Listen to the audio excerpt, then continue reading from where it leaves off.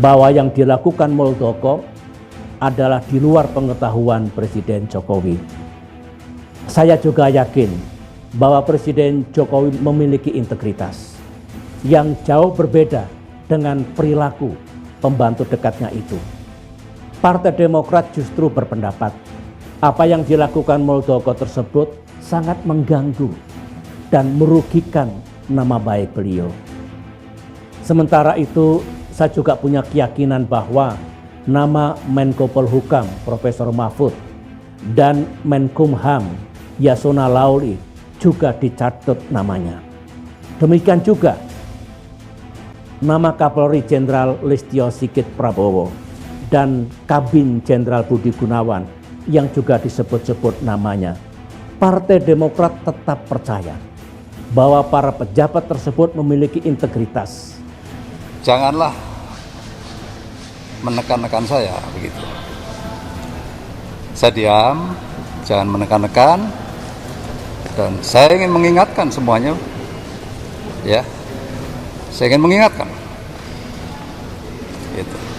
Karena saya bisa, sangat mungkin, ya, melakukan apa itu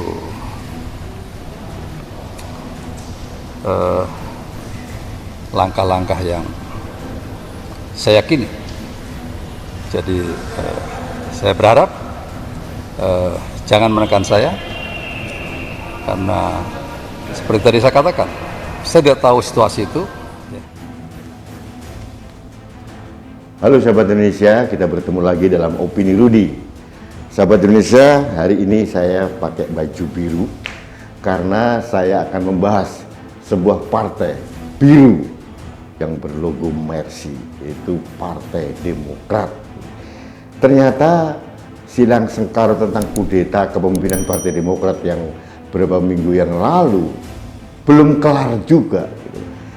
Kemarin saya mendengar dengan seksama curhatan mantan Presiden Republik Indonesia, Bapak Susilo Bambang Yudhoyono, yang sekarang menjadi Ketua Majelis Tinggi Partai Demokrat. Seperti biasa, beliau itu adalah orang yang sangat runut bahasanya, baperan, dan curhat kembali. Saya tidak tahu apa maknanya beliau curhat, karena menurut saya beliau bisa berbuat lebih dari sekedar curhat, yaitu melakukan aksi langsung. Buat apa curhat-curhatan? Jadi akhirnya saya mendengar beberapa opini dari beberapa orang malah dihujat karena terlalu sering beliau curhat. Salah satunya beliau mengatakan turun gunung karena melihat permasalahan dari Partai Demokrat ini sangat genting katanya. Dan ada upaya serius dari mantan kader atau kader yang berkhianat dengan memanfaatkan kekuatan pihak luar untuk mendongkel atau mengambil alih Partai Demokrat. Yang paling sangat fenomenal, beliau mengatakan dengan tegas, Partai Demokrat not for sale, tidak dijual. Heran, saya tidak tahu apa maknanya ini. Dan yang paling membuat saya ternyuh sebetulnya, beliau langsung menyebut nama orang yang dianggap bertanggung jawab untuk mengambil alih Partai Demokrat. Yang disebut beliau adalah Jenderal TNI Purnawirawan Muldoko. Pak Muldoko ini pernah menjadi Panglima TNI, dan bagi saya ini sangat luar biasa. Keberanian seorang SBY untuk menyebut nama Kepala Staf Kepresidenan Jenderal Muldoko ini bagi saya cukup berani. Ada beberapa premis yang saya pikirkan dalam opini saya adalah pasti beliau mempunyai data atau masukan yang konkret sehingga berani menyebut nama. Karena ini menurut saya berisiko tinggi ini. Ya. Meskipun saya pribadi saya tidak setuju dengan cara beliau. Kalau menurut saya seorang ketua majelis tinggi partai bisa melakukan langkah aksi, menegur langsung, apalagi Pak Muldoko ini kan pernah menjadi bawahannya SBY. Kenapa harus membuat informasi ke publik dan akhirnya apa yang terjadi? Menarik simpati publik. Ternyata sebagian besar justru menghujat SBY. Ini kan sayang sekali. Beliau sering sekali mendegradasi kewibawaan beliau sebagai mantan presiden 2 periode dengan curhat-curhatan begini. Akhirnya cap banyak orang terhadap beliau sangat mengenaskan. Jenderal baperan lah, jenderal curhatan lah. Beberapa hal saya setuju, karena harusnya beliau langsung bertindak, nggak usah bersuara di publik, karena membuat riuh dan gaduh gitu. Nah, di sisi lain saya juga mengapresiasi respon dari Jenderal Muldoko terhadap tuduhan ini. Cuma kalau saya perhatikan dengan seksama, respon atau reaksi dari Muldoko kurang clear gitu, terlibat atau tidak gitu, karena masih ngambang dan menimbulkan multi interpretasi gitu loh. Nah, saran saya kepada Pak Muldoko, karena Pak Muldoko ini kan sudah dituduh langsung di publik gitu ya, harusnya kalau benar-benar beliau tidak terlibat dalam silang sengkarut Partai Demokrat, harus berani menuntut balik pencemaran nama baik atau fitnah kepada SBY, kepada AHY, atau kepada pimpinan Partai Demokrat yang sekarang. Bukan berbalas pantun seperti sekarang gitu. Akhirnya orang menduga jangan-jangan apa yang dituduhkan SBY benar gitu. Karena apa? Reaksi dari Pak Muldoko kurang tegas, kurang firm, hanya lebih banyak normatif dan agak bercandaan gitu. Ini sudah, menurut saya sudah menyangkut harkat dan martabat seseorang. Kalau seseorang dituduh seperti itu hina sekali sebetulnya.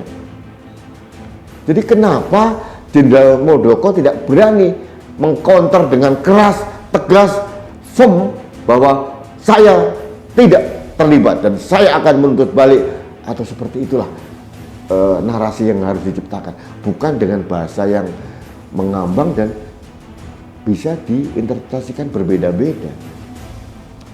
Sahabat Indonesia, Jenderal Muldoko sekarang menjadi salah satu orang terdekat di lingkaran kecil dari Presiden Jokowi.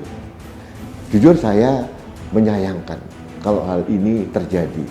Benar atau tidaknya tuduhan dari SBY itu sedikit banyak mempengaruhi kredibilitas dari Presiden Jokowi. Meskipun SBY sudah mengatakan bahwa beliau hakul yakin Presiden Jokowi tidak terlibat atau tidak tahu apa-apa, tapi tetap kena imbasnya. Jadi saya mohon sekali lagi pada orang-orang yang sekarang ini di lingkaran presiden, seharusnya orang-orang ini adalah orang yang bertanggung jawab menjaga harkat, martabat, dan kehormatan presiden. Jangan malah membebani presiden, itu intinya. Sahabat Indonesia, sekali lagi saya menyesalkan balas pantun antara SBY dan Muldoko.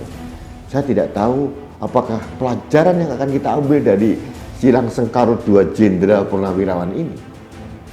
Kalau saya melihat bukan pendidikan yang baik, harusnya ada permasalahan yang bisa diselesaikan tidak dengan berbalas pantun di ruang publik.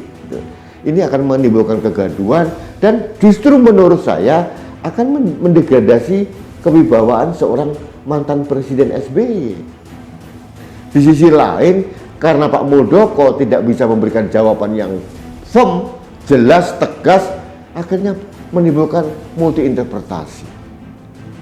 Jadi akhirnya jangan-jangan benar tuduhan Pak SBY. Sahabat Indonesia, inilah sebetulnya kegelisahan saya mendengar silang sengkarut 2 tokoh bangsa yang seharusnya tidak terjadi di masa pandemi yang masing-masing orang harus menahan diri. Jadi jangan sampai terjadi orang-orang memanfaatkan ini dengan cari panggung atau mencari spotlight dari media. Sahabat Indonesia, mari kita segarkan, kita cerdaskan masyarakat kita di ruang publik dengan narasi yang membangkitkan semangat, yang mencerdaskan, bukan hanya sekedar membuat gaduh atau sekedar cari perhatian dengan curhat atau baperan. Baik, sahabat Indonesia, demikian opini saya hari ini. Mudah-mudahan hal ini tidak terjadi lagi dan saya mohon kepada semua pihak untuk menahan diri. Terima kasih, jangan lupa like, subscribe, komen, dan share setiap postingan dari kanal TV Anak Bangsa. Karena melalui kanal ini, saya berkesempatan bersuara untuk menjaga Indonesia. Terima kasih, salam damai. Rudi S.